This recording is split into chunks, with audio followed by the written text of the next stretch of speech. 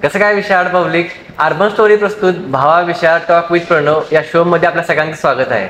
तर विशाळ पब्लिक आज आलाय कोल्हापूरमध्ये आपला सगळ्यांचा लाडका डीजे क्रेटेक्स. चला तर बघा याचा विशाळ काय आहे. तर कसं काय विशाळ पब्लिक, आता माझ्यासोबत आहे डीजे क्रेटेक्स. तर दादा मनापासून थँक्यू तुम्ही कोल्हापूरमध्ये आल्याबद्दल. थँक्यू. तर मला तुम्हाला विचारायचं आहे, ज्यावेळी तुम्ही घरी सेटअप तुमचा डीजेचा केला होता त्यावेळी तुम्ही मराठी गाणी नवीनच रिमिक्स करायला सुरू केले होते. त्यावेळी तुम्ही स्वतः वाईप करायचा, रील्स पोस्ट करायचा. त्यावेळेस आणि आता तो तुम्ही फ्लो ठेवलाय, काय फरक आहे? फरक तर खूप आहे, कारण की पण ऍक्च्युली तेव्हा पण बनवायचो, आता पण मी पण तेवढाच एन्जॉय करतो जेव्हा मी घरात बसून एन्जॉय करायचो. सर आता ते ती फिलिंग समोरच्यांना पण तशीच येते, ते समोर बघण्यात खूप आनंद होत आहे, त्याने अजून एनर्जी होते. पूर्ण वर्ल्ड तुमच्या गाण्यावरती नाचते. हो, घरचे काय म्हणायचे त्यावेळी? सपोर्टिव्ह होते घराचे. मी 10 वर्ष झालं मी डीजेइंग फील्ड मध्ये आहे आणि म्युझिक प्रोडक्शन करतोय. सो आणि मी जॉब पण करायचो बरोबर. सो असं नाही की मी जॉब सोडलाय आणि करत बसलो. घरच्यांचं माझी मम्मीच आहे फक्त, बाबा नाहीत. तर मम्मी तर तिला बरंच होतं की हा जॉब पण करतो आणि त्याचं काम करून. आणि मला तरी असं वाटतं एव्हरी युथ जो आपला आहे यांनी असंच केलं पाहिजे. बरेच लोक आपला जॉब सोडतात, एज्युकेशन सोडतात आणि या फील्डमध्ये येतात. कुठलीही फील्ड असो. आय थिंक सो स्टार्टिंग करताना काही एवढा असा वेळ नाही लागत की तुम्हाला जॉब सोडावा लागेल. तर मी करायचो, तर माझ्या मम्मीला आवडायचं की ठीक आहे बाबा तू त्याचं करतोय, त्याच्या पैशाने तो ते शिकतोय. बरोबर. त्याच्यात एक आहे की मग तुम्हाला सगळं लक्झरी सोडावे लागतात लाईफचे. तुम्ही फ्रेंड्स बरोबर फिरायला जाऊ नाही शकत, तुम्ही उगाच पार्ट्या नाही करू शकत, नुसता बर्थडे पार्ट्या आणि ह्या त्या पार्ट्या नाही करू शकत. हे सगळं तुम्हाला सोडावं लागेल. मग बराच टाइम असतो, मग त्या बऱ्याच टाइम तुमची स्किल डेव्हलप तो ते आधीपासूनच सपोर्ट होतो. बरं, मला अजून एक विचारायचं आहे की मराठीच वाजलं पाहिजे ही जी तुम्ही टॅगलाईन, ही कन्सेप्ट कधी सुचली आणि कशी तयार झाली? हे मराठीच वाजलं नाही पाहिजे असं नाही, मराठी वाजलंच पाहिजे. Okay, sorry. मराठीच वाजलं पाहिजे मध्ये कसं होतं, आपण कुणाला तरी धमकी देतो. आम्ही धमकी नाही देत, आम्ही मराठी वाजलंच पाहिजे. ज्याला ऐकायचंय तो ऐके, पण आम्ही कोणाला धमकी देऊन नाही हे वाजलंच पाहिजे. हे मला असं वाटतं जर मला माझं कल्चर पुढे पोहोचवायचं तर कोणाला धमकी देऊन नाही पोहोचवलं पाहिजे, मेरिट बेसिसवर पोहोचवलं पाहिजे. गाणी तेवढी चांगली बनवली पाहिजेत की त्यांच्याकडे ऑप्शनच नाही राहिला पाहिजे की हेच प्ले होणार. मी आता जाऊन कुठल्या क्लबमध्ये बोलत नाही की जा मला तांबडी वाजव, ते स्वतः वाजवतात, मला कोणाला सांगायची गरज नाही.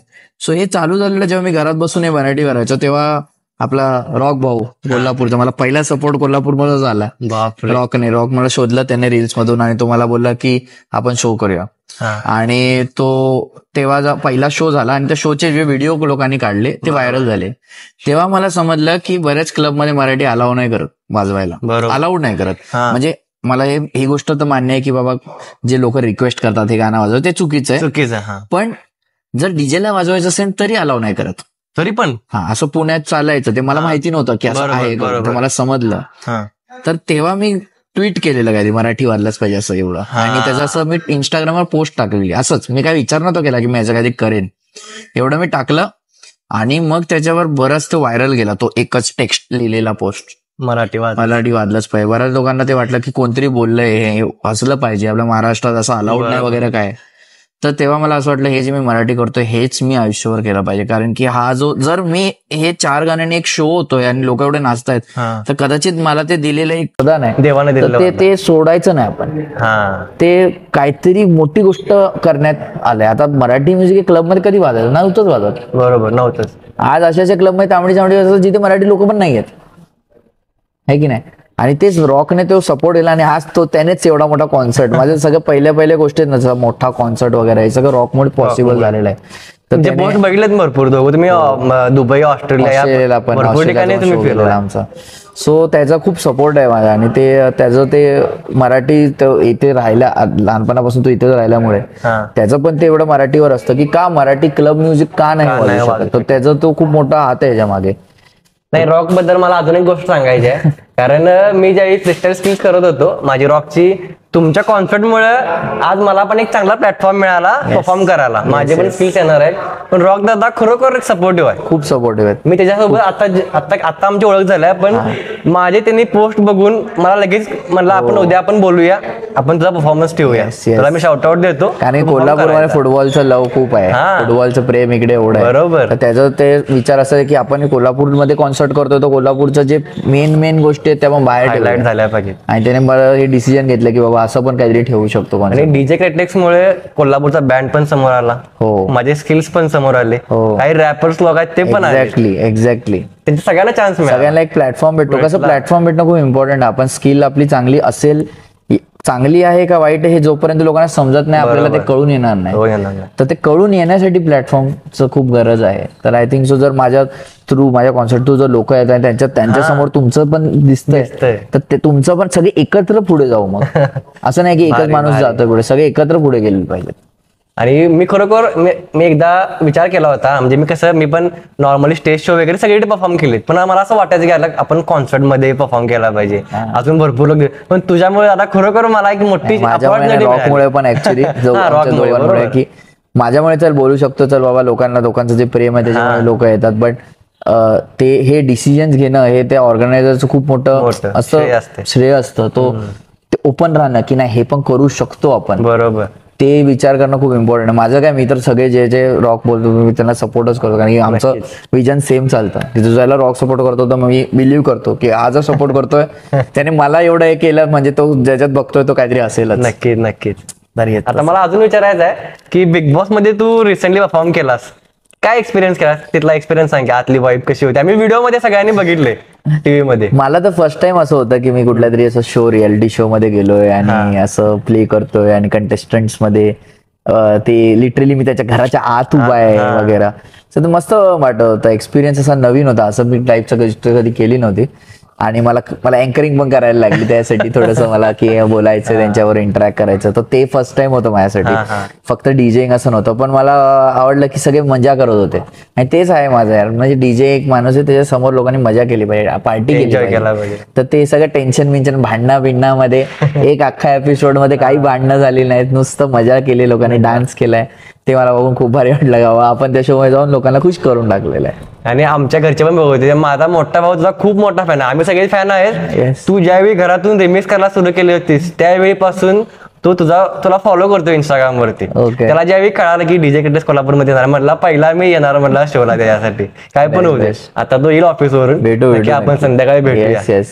कारण तो पण म्हणजे तुझे स्ट्रगल त्याने बघितलेत, म्हणजे तू घरी कसा होतास आणि आता तू बाहेर कसा आहेस हे त्यांना पण बघितले. कारण की ज्या लोकांनी तुला पहिल्यापासून फॉलो केले ते खूप प्राऊड करत असणार आहेत तुझ्यावरती. मला एक तुला विचारायचं की ज्यावेळी एखादा आर्ट सुरू करतोय एखादा व्यक्ती, एकेकांच्या घरातून सपोर्ट नसतोय, तुझ्या घरातून सपोर्ट होता, पण ज्या मुलांना सपोर्ट नाही त्यांना त्यांच्याबद्दल तू काय सांगशील? आय थिंक अज्युम करूनच चला तुम्हाला कोण सपोर्ट करणार नाही. बरोबर. तुम्ही जर कुठला आर्ट फॉर्म करताय हे तुम्हाला आवडतंय म्हणून करताय, तुम्हाला कोणी सांगितलं नाही ते करायला. बरोबर. तर तुम्हाला कोण सपोर्ट नाही करत तर रडत नका बसू. कोणाला सपोर्ट करायची गरज पण नाही. आता तू फुटबॉल करतोयस, का सपोर्ट केलं पाहिजे तुला? असं तुला माहिती नाही मी करेन, हे मला आवडते म्हणून करतोय मी. तर तुम्ही अज्युमच करून जरा तुम्हाला कोण सपोर्ट करणार? बरोबर. आणि जर तेव्हा तुम्ही करताय आणि तुम्हाला आवडते म्हणून तुम्ही करताय, मग ते आर्ट फॉर्म स्वतःहून पुढे जातं. आणि घरच्यांचं कसं असतं म्हणजे घरचे तुम्हाला असं वाईट टाकू म्हणून सपोर्ट नाही करत, त्यांना तुमची काळजी असते म्हणून तसे बोलतात की नाही बाबा जॉब कर आणि टाइम प्रॉपर पगारला. त्यांना हे नसतं की बाबा तुला दुःखी करायचं, असं काय नसतं. तर त्यांचं पण बरोबर असतं. म्हणून मी पण माझ्या लाईफमध्ये मी जॉब केला, मी सोडला नाही. मला माहितीये माझी एकटी आई, तिने मला सपोर्ट केलाय. तर मी पण आता माझं टाइम आलेला की मी पण आता कमवता झाला पाहिजे, मी असं सगळं सोडून नाही बसू शकत. तर ती जाणीव होती मला. तर आय थिंक सो तुम्ही पहिलं तर स्वतःला सपोर्ट करायचं कॉन्फिडन्स पाहिजे. बरोबर. की मी मला सपोर्ट करेन, मला लाईफमध्ये कोणी सगळे नाही बोलू दे, मी आहे ना, मी करेन. तर ती जर ऍटिट्यूड तुम्ही ठेवला ना, मग कोणी तुम्हाला सपोर्ट नाही करू काय फरक नाही पडत. एकदा तुम्ही मोठे व्हाल तुम्हाला हळूहळू लोकांना सपोर्ट करणारे भेटतील. कारण की तेव्हा तुम्ही जो आर्ट फॉर्म क्रिएट करताय ते ऍक्च्युअली तुम्ही एकट्याने बनवताय. तुम्हाला सगळं, आता जसं तू फुटबॉल करतोस, बरोबर, तुझ्यामुळे कोल्हापूरचे किती लोक प्राऊड फील करतात, अरे बा आमचा मुलगा आहे, बरोबर, त्यासाठी ते सपोर्ट करतात. कारण तू काहीतरी अचीव्ह करून दाखवलंयस. स्टार्टिंगला ते तसं नसेल, कारण की त्यांना माहिती नसेल तुझं विजन काय, पण तुला माहिती तुझं विजन. बरोबर. मला माहितीये माझं विजन काय, ते तिथे पोहोचल्यावर लोक हळूहळू सपोर्ट करायला. ज्यावेळी 3 वर्ल्ड रेकॉर्ड मी केले ना, गिनीज वर्ल्ड रेकॉर्ड, आमच्या कोल्हापूर जिल्ह्यातला पहिला प्लेअर आहे मी, त्यावेळी लोकांनी मला सपोर्ट करला सर्व. एक्झॅक्टली. मग तुम्ही जेव्हा या पोझिशनवर पोहोचता तेव्हा कितीतरी लोकांना प्राऊड करतायत की बघा आमचा आहे, आमच्या इकडचा आहे. तर त्या पॉइंटला तुम्हाला सपोर्ट करेल. स्टार्टिंगला हे अज्युम करून झालं तुम्हाला कोणीही सपोर्ट करणार नाही, तरी जर करायची तयारी आहे तर करा. तू जॉब सोडायची कधी तुझ्यावरती वेळ आली, मग तू फुल टाइम हे केलं? मी तसं सो जॉब माझा सुटलेला कोविडमध्ये, कारण की कोविडचं आलेलं तर सगळ्यांचे जॉब सुटलेले. मग मी फ्रीलान्सवर शिफ्ट झालेलो, क्लायंटचं काम करत होतो. ते मी आता 6 महिने आधी सोडले. अरे बाप रे. पण अजून पण मी काय काय क्लायंट्स आहेत जे माझ्या टच मध्ये, त्यांचं छोटं मोठं काम करतो, कारण की मी डिझायनर होतो, ग्राफिक डिझाईन. अजून पण मी माझी डिझाईन, ह्या इव्हेंटचे जे पोस्टर वगैरे डिझाईन तुम्ही बघताय हे मीच केलं. अरे बापरे. डिझायनिंग सगळं मीच करतो. हे पाठीमागच्या गोष्टी आहेत. हो, मी डिझायनिंग माझ्या 90% फ्लायरचं डिझायनिंग मीच करतो. आता तर मी टीम हायर करतो छोटी, जे माझ्या डिझाईनला अजून हे करतात की बाबा तू हे कर हे कर. पण डिझायनिंग हे माझं आधीपासून राहिलेलंच आहे. तर काय काय क्लायंटचं मी अजून करतो, ते मला आवडतं मग करतो. पण आता 6 महिनेच झाले जेव्हा मी प्रॉपर सगळं सोडून पूर्णपणे मी म्युझिक करतो. तर मला एक सांग, तुझ्या अशा कोणत्या गाण्यामुळे तुझी लाईफ पूर्ण चेंज झाली? आता सगळ्यांना वाटेल तांबडी जांबडी, सगळ्यांना असं वाटेल, कारण की त्याच्यानंतर मला खूप लोकांनी डिस्कव्हर केलं. पण मला असं वाटतंय मामाच्या गावाला जे मी रिमिक्स केलेलं त्याच्याने माझं सगळं चेंज झालं. कारण की भले ते काय एवढं तांबडी जांबडी एवढं जास्त हिट नाही झालंय, बट ते रिमिक्स, त्या रिमिक्सने रॉक माझ्या भेटली त्याला, मग मला शो भेटला ते एका रिमिक्समुळे. म्हणजे 0 to समथिंग झालं. आता तांबडी जांबडी तर समथिंग टू काहीतरी गेलंय, पण ते समथिंग वर्ल्ड वाईड गेले ते. मग ते समथिंग यायला त्याला ते एक गाणं. आणि मला वाटलं होतं कधी मामाच्या गावाला त्याचा रिमिक्स असं म्हणजे एवढे लोक पसंत करतील आणि एवढं ते पुढे जाईल. आणि ते रिमिक्स आलं आणि बऱ्याच मोठ्या सेलिब्रिटी लोकांनी ते रील बनवली वगैरे वगैरे केलं. तर तेव्हा आणि त्याच्याने मला अजून एक गेम चेंज झालं. तेव्हा मला झालं बाबा मराठी लोक खूप आहेत आणि हे लोकांना हे आवडतंय, हे मला प्रूव्ह झालं. आणि ह्याच्याने मला आवडायचं, पण लोकांना आवडतंय का नाही हे मला नव्हतं. जेव्हा हे गाणं आलं ना, मला वाटलं अरे लोक आहेत आतुरलेले आणि लोकांना असं म्युझिक पाहिजे. म्हणजे कसं झालं, तमिळ आता त्या श्रीवल्ली लिरिक्स माहित आहेत पण लोक नुसते वाईप करत. मग मराठी गाणी तू एवढी भारी काढतेस, आता ती आयुष्यभर चालू आहे. आयुष्यभर तांबडी जांबडी तर मला वाटते कोणच कधी विसरणार नाही. म्हातारी लोकांपासून ते सगळं, बाळापासून माझ्या पुतण्याला सरळ बोलता येत नाही, बबड बोलते ते पण म्हणा लागले तांबडी जांबडी तांबडी जांबडी. ते मला ऍक्च्युली खूप म्हणजे माझ्यासाठी इमोशनल गोष्ट आहे, कारण की हे तर लहान पोरं आहेत. लहान पोरं जेव्हा अप्रिशिएट करतात ना म्युझिकला, ते खूप काय बोलतात जजमेंटल नसतं. बरोबर. ते जर तो लहान पोरं ते नाचतो म्हणजे त्याला खरंच आवडलंय. ते काय असं कोणाला चांगलं वाटावं म्हणून नाचत नाही किंवा चांगलं वाटावं चांगलं बोलत नाही. ते एकदम काय बोलतात त्याला कंडिशनलेस असतं त्यांचं. मला आवडलं मी नाचणार. तर ते मला असं इमोशनल वाटलेलं, कारण की मला वाटलेलं की अरे कितीतरी लहान पोराची पहिल्यांदा तांबडी जांबडी बोलले, ते उद्या 10 वर्ष 20 वर्षानंतर त्यांचे पेरेंट्स त्यांना बोलतील अरे तू लहान होता तेव्हा तू तांबडी जांबडी बोलत. ही लाईफ मेमरी मध्ये माझं गाणं गेलंय कुणाच्या तरी. बरोबर आहे, त्याच्या लाईफ मेमरी. तर हे माझ्यासाठी दुनियातला कुठलाही अवॉर्ड देऊ द्या, हे ह्याच्यावर मोठं माझ्यासाठी काय नाही. आणि लोकांनी ते गाणं उचलून धरले. कितीतरी लोकांच्या लग्नात त्यांच्या ते म्हणजे घालतायत त्याच्यात ते लोक ते तांबडी जांबडी प्ले करतायत, तो व्हिडिओ व्हायरल होत आहेत. म्हटलं ह्यांची जेव्हा मेमरी होतील, हे जेव्हा 20-30 वर्षांनी आपल्या लग्नाचे व्हिडिओ बघतील, अरे आपण तांबडी जांबडी म्हणजे किती 1000 मिलियन व्ह्यूज होते. पण हे मोमेंट त्यांच्या लाईफ मध्ये मी आणलंय. पण आज तू मराठी गाण्यांना रिमिक्स केलीस, पण भविष्यात मला वाटते तुझ्या गाण्यांना कोणतरी रिमिक्स करणार. अजून पण तांबडी जांबडी रोज खोलून बघतो कोणतरी नवीन रिमिक्स काय ना कधी त्याला अपडेट करत राहतो. मला खूप आवडते की तसं होतं आणि मला असं वाटतं लोकांनी अजून ते करावं. कारण की जर कुठला माणूस तांबडी जांबडी रिमिक्स करतो म्हणजे त्याच्या डोक्यात कुठेतरी आलंय की आपण पण मराठी रिमिक्स करतोय. हा थॉट येऊ दे त्याच्या डोक्यात. बरोबर, आलाच पाहिजे. कारण की तुम्ही जर साऊथ इंडियन इंडस्ट्रीचं एक्झाम्पल दिलं, ते सगळे एकत्र पुढे जातात. पण एकच माणूस पुढे नाहीये. म्हणजे रजनीकांत सर असू दे, पण बाकी सारे सगळे एवढे ऍक्टर्स पुढे आले, सगळे त्यांचा ऑडियन्स त्यांना एवढा सपोर्ट करतो. एवढं सगळं होतं तेव्हा जाऊन ती इंडस्ट्री पुढे जाते. कल्चर माझ्या एकट्याने नाही बनलंय, मराठी कल्चर नाही मला बनवलंय, मी मराठी कल्चर नाही बनवलंय. तर सगळे एकत्र जेव्हा एक काय ना काय करत राहतील आणि पुढे जातील, तेव्हा जाऊन आपलं कल्चर प्रमोट होणार. मी तर फक्त बोलू शकतो, हा चला बाबा असं पण करू शकतो, मी ऑप्शन देऊ शकतो, बाबा हे करून पण पुढे जाऊ शकतो. असं करून नेहमी आंदोलन आणि भांडणं करून मराठीला नाही असंच बोला आणि असंच फोर्स करा लोकांना मराठीत बोलायला का? कशाला भांडण करायची? तुमचं कल्चर मग लोकांना असं वाटेल तुम्ही भांडण करता, मराठी लोक भांडण करतात असं वाटणार. त्यापेक्षा तुम्ही मेरिट बेसिसवर पुढे जा. जसं तू फुटबॉलचं करतोस, बरोबर, तू थोडी बोललास कुणाला नाही नाही नाही मराठी लोकांनी फुटबॉल खेळलं पाहिजे, तू स्वतः करतोस. मला ते लोकांना आता तुझ्या बघून कितीतरी दुसरे फुटबॉलर बोलले नाही दादा तुझ्यासारखं बनायचं बोलले, तू जर सांगून बोललास की नाही फुटबॉल खेळ तू, असं थोडी तुला बोलायची गरज नाही, तू प्रूफ करून दाखवलंयस. बरोबर. तर मला वाटतं आपण प्रूफ करून दाखवा, आपलं काम करावं, लोक त्याच्या बघून अजून करत राहतात. जसं तू तुझ्या कलेनं मोठं आहेस तसं तुझ्या विचाराने पण मोठं आहेस, आणि ही गोष्ट खूप मोठी आहे. थँक्यू. नाही खरोखर जे तुझे विचार लय भारी आहेत दादा. म्हणजे तुझ्या आर्ट संबंधित असतील किंवा लोकांसंबंधित असतील, लोक तुझी कला बघतात, पण ज्यावेळी मी तुझ्या पॉडकास्ट घ्यायला विचार केला ना, खरोखर तुझे विचार लय भारी आहेत. आणि एक दिवस खूप मोठा, ऑलरेडी मोठा आहेस तू, पण अजून खतरनाक होणार आहेस. येस येस, नक्की नक्की. ही सुरुवात झाली असं मला तर वाटते. तुला काय वाटतंय मला माहिती नाही. आता जबाबदारी तशी वाढलेली लोक त्याचे मला त्या हिशोबाने बघतात आणि बोलतात की हे त्यांच्यात एक्सपेक्टेशन बनते की हा पोरं काय ते करेल, तर तेवढी जबाबदारी घेऊन तेवढं काम पण वाढतं है ना. जसं ते स्पायडरमॅनचं आहे ना, great power comes great responsibility. मला सांग आता ह्या धावपळीत तू नवीन गाणी कशी तयार, म्हणजे नवीन गाणी तयार करायला वेळ कसा देतोस? सो कसं झालं, जेव्हा मी ते घरी बसून बनवायचो ना, तेव्हा मी एवढी गाणी बनवली ना की माझा स्पीड फास्ट झाला गाणं बनवण्याचा. आणि मी खूप माझा सेटअप पोर्टेबल करायला सुरू केली. म्हणजे मी पीसी पासून लॅपटॉपवर आलो. मी काय काय इक्विपमेंट मायनस करून टाकले की नाही, मला फक्त लॅपटॉप आणि हेडफोन पाहिजे.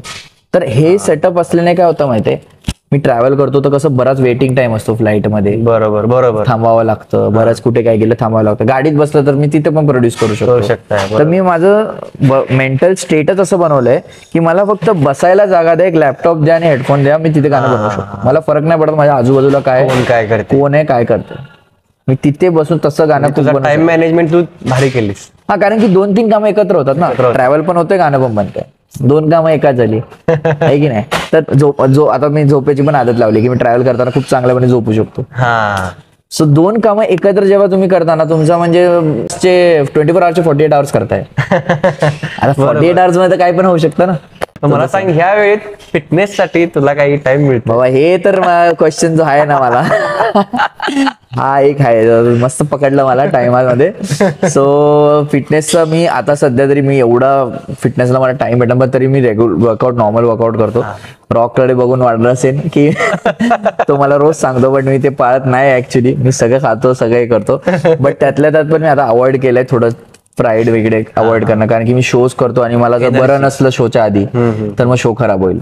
सो मी अवॉइड करतो. मी तेलकट बिलकट नाही खाते, म्हणजे ज्यूस वगैरे जरा पितोय आणि जरा एनर्जी राहते, प्रोटीन खातोय वगैरे, आणि नॉर्मल वर्कआउट करतोय. लाईक म्हणजे रोपलेस स्किपिंग झालं, मग थोडंसं कन्शियस झालं, कुठेही जागा भेटली तर थोडंसं केलं, तेवढं मी करतो. एकदम फुल ऑन मी त्याच्यात घुसलेलं नाही अजून. Step by step. आणि I guess food habits is खूप इम्पॉर्टंट आहे. जर फूड हॅबिट्स एकदमच काय पण खात गेलो, आणि मी ड्रिंक नाही करत, मी स्मोक नाही करत, सो तो विषय गेलाच. तो मला कधी प्रॉब्लेमच होत नाही त्याचा. मला सांग, तुझी कोल्हापूर मधली 3री वेळ आहे, तर कोल्हापुरी भाषेसंबंधित तुला असं कोणती भाषा, कोणते लँग्वेजेस तुला असं माहिती, शब्द तुला कोणते माहिती कोल्हापूरचे? कोल्हापूरचे तर रॉक आल्यापासून तर मीच अर्धा बोलायला लागलो त्याचा. माझी लँग्वेज आवडता शब्द कोणता बोलू नाही सेन्सर. कळालं. कोल्हापूरमध्ये म्हणजे सेंटेन्स मध्ये एक शिवी आली तर म्हणजे ते वाटत नाही की हा कोल्हापूरचा आहे, आणि प्रेमाने देतोय आता. तेच आहे, कारण की पण मजा येते कोल्हापूरच्या जे लोक भेटतात ना, ते असं एक निवांत वर्ड मला जाम आवडतो. काय निवांत आहे म्हणजे ते कसं आरामात निवांत वाटतं. अरे ऍक्च्युली हा माणूस चिल मध्ये निवांत करतो. कोल्हापूरचे सगळे लोक निवांत आहेत. आता मी एक भाषा शिकवतो. आता कसं आहे, आम्ही कसं, आता आपला एखादा मित्र असला तर आपण कसं नॉर्मली ब्रो म्हणते, मित्र म्हणते. आमच्याकडे कसं आहे, माझी भावा, आणि तुझे कपडे चांगले असतील, तुझ्या एखादा भावा विशाड, तू म्हणायचं असते भावा विशाड. आणि हानकी बडीव. काय हानकी बडीव? हानकी बडीव म्हणजे हानकी बडीव म्हणजे कसं, आपण कसं म्हणते वाव मस्त, ह्या गोष्टी झाल्या कसं म्हणते आपण हानकी बडीव भावा. वांड बोलतात. हा, वांड हानकी बडीव, वांड आहे. आणि अजून एक कट आहे, खटक्यावर बोट जाग्यावर पलटी. म्हणजे एकदमच भारी जावे वाटते. खटक्यावर बोट जाग्यावर पलटी. हा, ते पण ऐकले म्हणजे एकदम प्रॉपर. पहिल्यांदा ऐकलं मी. वांड खूप ऐकलंय. काय झालं? वांड वांड वांड वांड वांड. तर मला आता विचारायचं आहे की जे नवीन डीजे ज्यांनी सुरू केले, जे आता तुला बघून पण भरपूर लोकांनी सुरू केले, त्यांना, त्या लोकांना काय सांगशील, त्या मुलांना?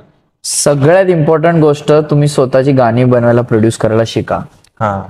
त्याच्याशिवाय या इंडस्ट्रीमध्ये ग्रोथ नाही. मी अपफ्रंट बोलतोय. मी काय पण असं बोललो नाही तुम्ही हे करा ते करा, नाही. ही एकच क्वालिटी आहे ज्याच्याने मला पुढे आणलंय, कारण की मला गाणी बनवता येतात स्वतःची.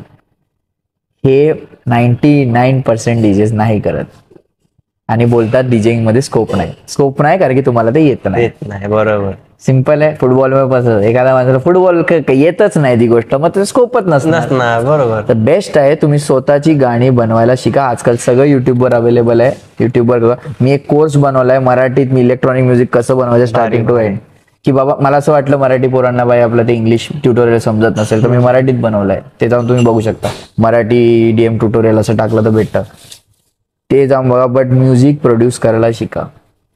टाइम लागेल, 2-3 वर्ष 5 वर्ष लागतील. तेवढं पेशन्स ठेवायला आलं पाहिजे. बरोबर. पेशन्स पाहिजे बाबा त्यात. आज गाणं बनवलं उद्या हिट होणार असं नाही होत. तांबडी चांबडी माझं 120वं गाणं आहे वाटतं. अरे बापरे. तिच्या आधी किती गाणी बनवले जे कोणी अर्धे तर कोणी ऐकले पण नसतील. आणि असे पडले ते तर मोजले तर बाबा 1000 झाले असतील. तर गाणी बनवायला शिका.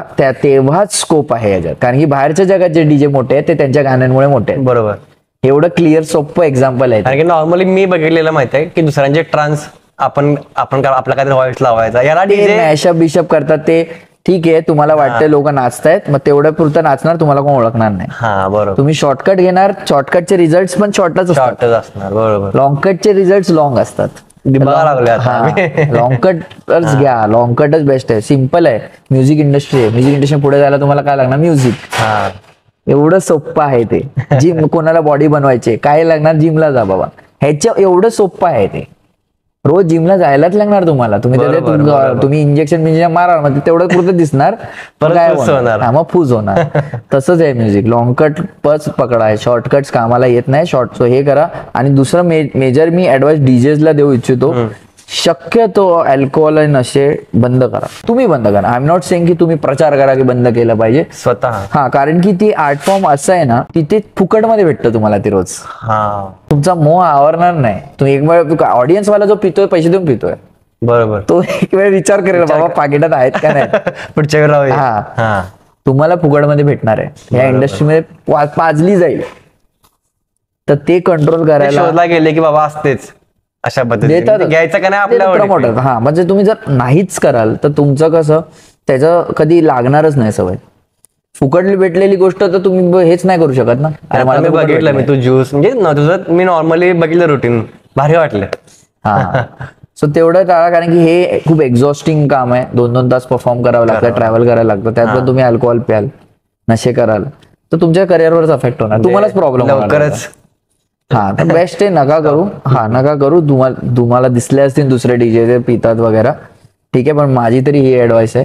कारण की ह्याच्याने प्रॉब्लेम काय होतं माहिती, बरेच पेरेंट्स जे आहेत ते त्यांच्या पोरांना ते करायला देत नाही. कारण की त्यांना असं वाटतं आपला पोरगा एवढा बने. त्यांची पण चुकी नाही, ते पण तेच बघतायत. आता बरेच जे पेरेंट्स जे माझ्या शोला येतात त्यांच्या पोरांना डीजे बनायचं असतं, तर त्यांचे पोरं ते पेरेंटला बोलतात असा डीजे बन, असा बन. बरोबर. हा बघ कसा काय नाही करत. तर ते एक्झाम्पल देणं पण चांगलं पडतं. आणि त्याने ती इंडस्ट्री पण पुढे जाईल.